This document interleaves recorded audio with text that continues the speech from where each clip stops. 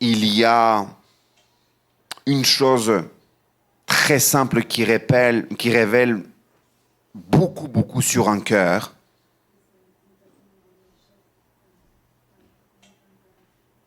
C'est tout simple peut-être, mais ça révèle l'attitude du cœur.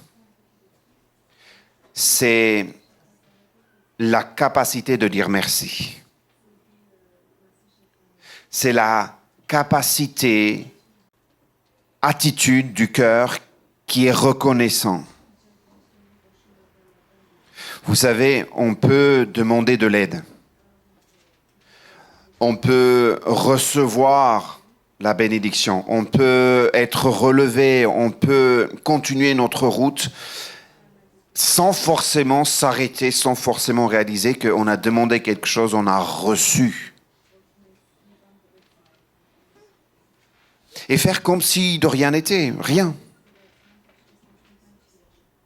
Mais je suis sûr et certain que si on s'arrête quelques instants, on peut voir toutes les bénédictions, la grâce que nous avons, que le Seigneur nous fait. J'aimerais déjà commencer par dire que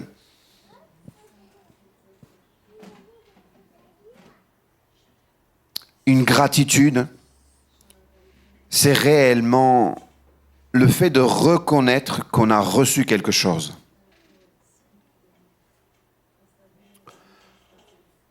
Dire merci, c'est réaliser qu'en fait, il y a un sujet, il y a quelque chose, il s'est passé quelque chose.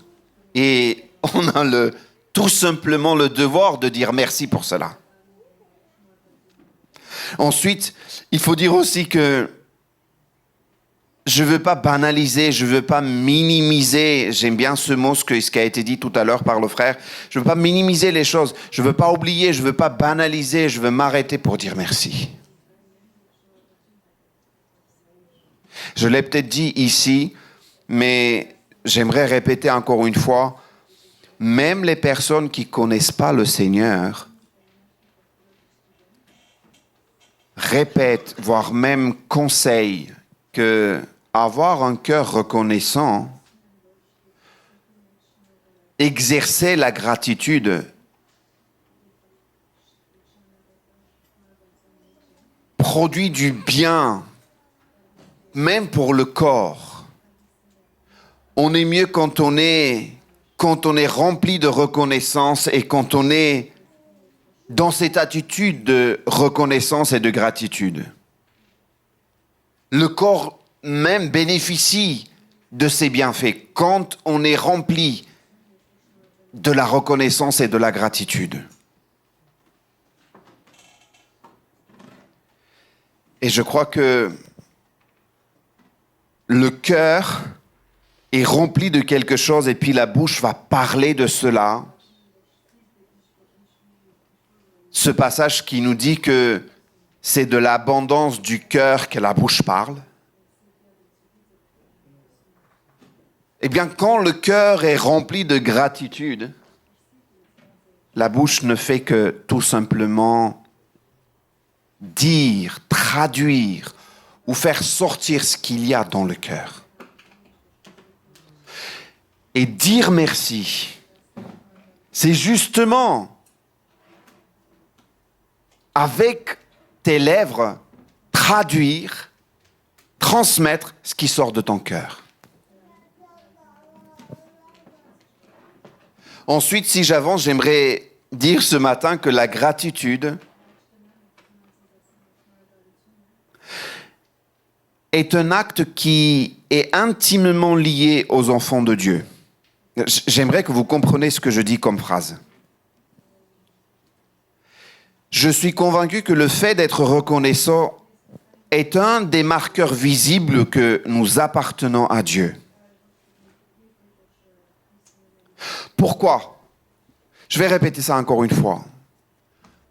Le fait d'être reconnaissant, c'est la marque visible, c'est quelque chose qui devient visible sur notre identité en tant qu'enfant de Dieu.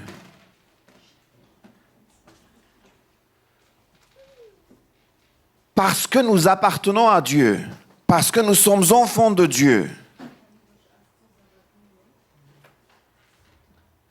il y a quelque chose qui nous amène à être différents, et cette différence est aussi dans le fait d'être reconnaissant.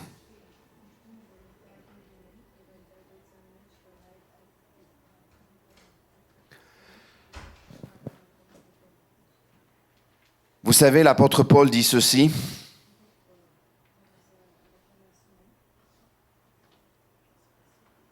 Dans les derniers temps,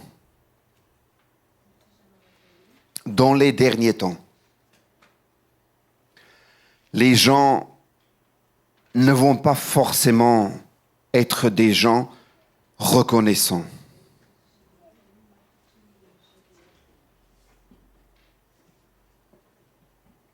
Il dit ceci à Timothée. Dans les derniers temps, les hommes seront égoïstes, avides d'argent, prétentieux. Ils seront ingrats, dépourvus de respect pour ce qui est saint et sacré, sans cœur, sans pitié, calomniateurs, incapables de se maîtriser, ennemis du bien, emportés par leur passion et enflés d'orgueil. Ils seront même prêts à toute trahison. Ils aimeront le plaisir plutôt que Dieu. Et je me dis réellement, l'ingratitude, c'est complètement l'inverse de ce que peut être dans le cœur de l'enfant de Dieu.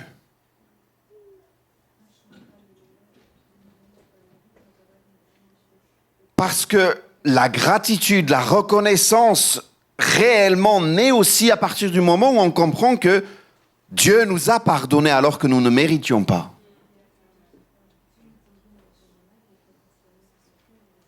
J'ai reçu le pardon. J'ai reçu la bénédiction. J'ai reçu la justification. J'ai reçu le salut, la vie éternelle. Et la grâce qu'on appelle la grâce, il m'a été fait une grâce. C'est une faveur imméritée. Je n'ai pas mérité, mais j'ai hérité. Je n'ai pas mérité, mais j'ai hérité. Moi, je n'ai pas mérité ni justice, je n'ai pas mérité ni pardon, je n'ai pas mérité ni le pardon, je n'ai pas mérité tout ça. Mais aujourd'hui, je suis héritier avec Christ du royaume de Dieu. Je suis à la table du roi. Je suis avec lui. J'ai la vie éternelle. Et comment ne pas reconnaître que tout cela m'a été fait, m'a été donné? Comment ne pas reconnaître? Comment ne pas remercier? Vous savez, parfois, j'entends certains messages qui disent, vous savez, il y a toutes sortes de personnes qui donnent des conseils et des messages. Parfois, vous avez des spécialistes, vous avez des experts, mais dans le lot, vous en avez d'autres. Même les spécialistes et les experts, parfois, donnent des conseils. Vous dites, mais comment est-ce que tu peux dire ça? Comment est-ce que tu peux faire ça? Je vais vous donner un exemple. On nous dit parfois, il ne faut pas obliger aux enfants de dire merci ou dire pardon. Mais dites-moi, s'il vous plaît, à quel moment je vais apprendre aux enfants de faire ça? À quel moment j'apprends aux enfants de dire merci? C'est justement le moment où l'enfant grandit, l'enfant a besoin d'apprendre. Ce n'est pas que juste des choses répétitives, il faut que l'enfant me voie aussi. Si moi, je suis comme ça, je suis reconnaissant, je dis merci de la même manière, mais aussi il y a des moments où je dois lui apprendre, dis merci.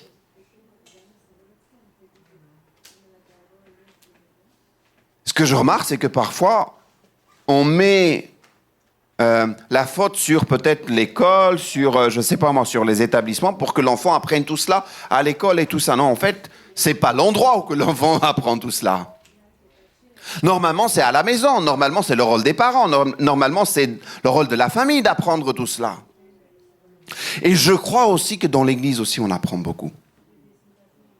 Quand entre frères et sœurs, nous sommes aussi reconnaissants. Nous sommes aussi remplis d'amour, de patience, de pardon, de bienveillance.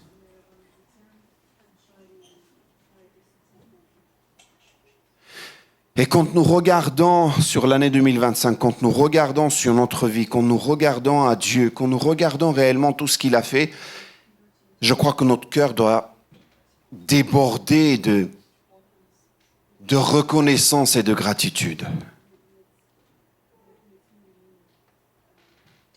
Et cette gratitude a un impact réel sur notre vie, que ça soit spirituel, physique, mental, je crois, mais je suis convaincu.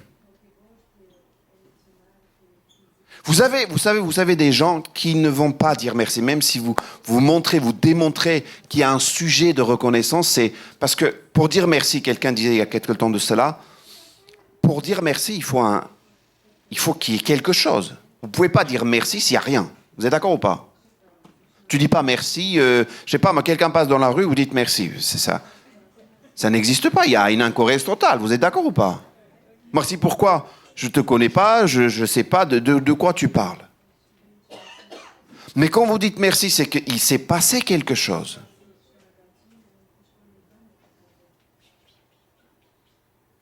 Et entre Dieu et nous, il s'est passé réellement quelque chose.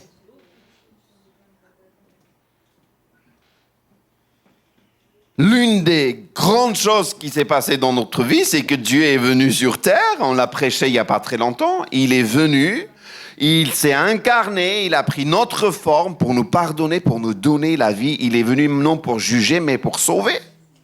Il est venu nous chercher, il nous a trouvés, il nous a révélé son amour, il nous a donné son amour, il nous a pardonné. Et il est allé chez les siens. Si les siens ne l'ont pas accueilli, ne l'ont pas accepté, mais ceux qui l'ont accueilli, il leur a donné le pouvoir. Ceux qui ont accueilli, ceux qui ont cru en lui, il leur a donné le pouvoir de devenir enfants de Dieu.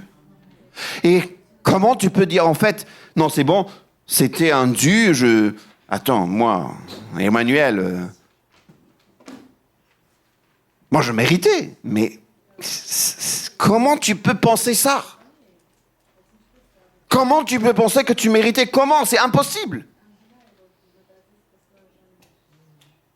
Mais Dieu vient te pardonner, Dieu vient te proposer, Dieu vient te pardonner, Dieu vient te laver, Dieu vient te faire passer du camp de l'ennemi dans son camp. Et je crois réellement, encore une fois, que quand nous sommes poussés, animés, remplis de cette attitude, de ce cœur de reconnaissance, notre vision du monde même change. Réellement. Il y a des exemples dans la parole de Dieu, je vais prendre juste un exemple et on va terminer avec ça, on va prier. Où Seigneur bénit, Seigneur guérit, Seigneur, vous savez, le Seigneur vient, il fait au-delà de ce que tu demandes, il fait au-delà de ce que tu imagines ou tu espères, il fait bien au-delà. Mais que nos actes, nos pensées, nos paroles démontrent ce qu'il y a dans le cœur. C'est juste la traduction de ce qu'il y a déjà dans le cœur, dans l'esprit, dans l'être intérieur. Connaissez cet exemple qui se trouve dans Luc où il y a les 10 lépreux qui viennent voir Jésus. Et ils avaient entendu parler de ce Jésus qui guérit. Ils viennent voir et ils lui disent « Fais-nous grâce, guéris-nous ». Et vous savez que lépreux de cette époque, à cette époque-là, voulait dire beaucoup de choses. Ce n'était pas juste une simple maladie. C'était exclu de la communauté, rejeté. C'était signe de malédiction, c'était signe de « tu n'as pas le droit ». C'était même... Les sacrificateurs même, c'était signé, c'était connu, c'était blacklisté. Vous y étiez partie de ces personnes qui n'ont pas le droit d'être avec la communauté, vous êtes hors de la communauté. Et c'est pas, encore une fois, vous ne vous battez pas seulement contre votre maladie. Vous vous battez même au niveau social. Vous n'avez pas de vie sociale. Vous êtes rejeté, vous êtes mis de côté. On vous regarde, on vous méprise, vous êtes maudit. Vous n'avez pas le droit d'être parmi les autres. Et cette dimension est grande, et avec tout cela, ils osent, ils viennent, ils demandent, ils croient, ils espèrent. Ils demandent, ils viennent voir Jésus. Jésus, guéris-nous. Lépreux, bolotnele. Et les 10 viennent, et Jésus, ce que Jésus dit, qu'est-ce que Jésus dit? Allez, vous allez raconter, vous allez dire aux prêtres, vous allez dire aux sacrificateurs, vous allez voir aux prêtres, vous allez leur dire, voici ce qui est arrivé. Et, connaissez l'histoire, ce qui se passe, c'est, ils commencent à marcher, et pendant qu'ils marchent, tiens, ils se rendent compte qu'ils sont guéris. Ils sont guéris. Là, on marche, là, on est 10, là, on commence à marcher, et on est guéris. Et l'histoire nous montre, le récit nous raconte que seulement un des 10 se retourne, revient sur ses pas et va voir Jésus. 1 sur 10 va voir Jésus. Pourquoi? Pour dire merci, je suis guéri. Les 9 autres, ça continue. Les 9 autres ont reçu la guérison. Les 9 autres sont guéris. Lavés, purifiés, il n'y a plus rien. Vous allez me dire, mais les 9 autres continuent à faire quoi? Moi, je vais vous dire ce qu'ils vont continuer à faire. Vous savez ce qu'ils vont continuer à faire? Vous savez ce qu'ils vont continuer à faire?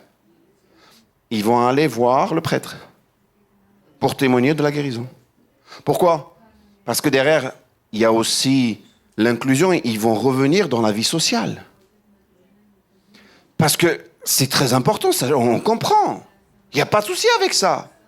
Mais je me dis, attends, le fait que tu reviennes dans la vie sociale, le fait que tu sois guéri, le fait que ça te permet, parce que si le prêtre ne signe pas, si le prêtre ne reconnaît pas, n'admet pas, ne donne pas quelque part le tampon pour dire non, en fait, ils sont guéris, là, vous avez le droit de revenir. Si tout cela existe, c'est que quelqu'un vous a donné cette guérison. Et vous n'êtes même pas capable de reconnaître pour revenir, pour lui dire merci. Tout ce qui vous importe, c'est, je vais voir le prêtre, je vais rentrer dans la vie sociale, je vais oublier tout ce qui s'est passé, merci, je reçois ma guérison, et puis au revoir, alléluia. Ça marque tellement, même Jésus, ça lui marque tellement ce moment, même cette personne, qu'il va même dire, non mais attends, vous étiez 10. Ils sont où les 9 autres? Et il va même dire, pourquoi celui-là, l'étranger, c'était un Samaritain qui s'est retourné pour revenir. Celui qui revient voir Jésus, c'est le Samaritain. Mais tu dis, attends, pourquoi le Samaritain? Vous savez, c'est parfois, il y a des gens qui vont faire des choses que vous attendez pas. C'est votre attente, c'est sur d'autres. Je crois que, je ne sais pas, pour certains commentateurs, pour certains prédicateurs, les autres n'étaient pas forcément samaritains, les autres étaient peut-être juifs, les autres étaient peut-être plus, entre guillemets, religieux, plus connaissaient la parole de Dieu, normalement, parce que sinon Jésus n'aurait pas dit l'étranger, le samaritain, et puis 9 autres. Pourquoi les autres ne sont pas venus? Pourquoi ce étranger est revenu? Et tu dis, attends, est-ce possible que moi aussi, si on transpose aujourd'hui pour nous, pour notre vie chrétienne, est-ce possible que moi je reçois des bénédictions de Dieu et que je ne dis pas merci à Dieu? Est-ce possible que le Seigneur me bénit, le Seigneur me donne et puis je ne m'arrête même pas pour reconnaître en fait, c'est Dieu qui m'a donné ça.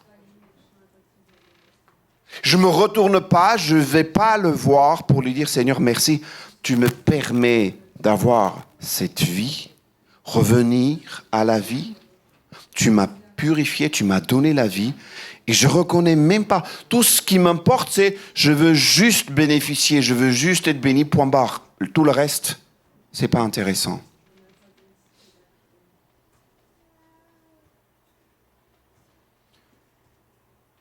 Je l'ai déjà dit, je termine avec ça, mais je suis convaincu que le plus grand miracle resterait toujours.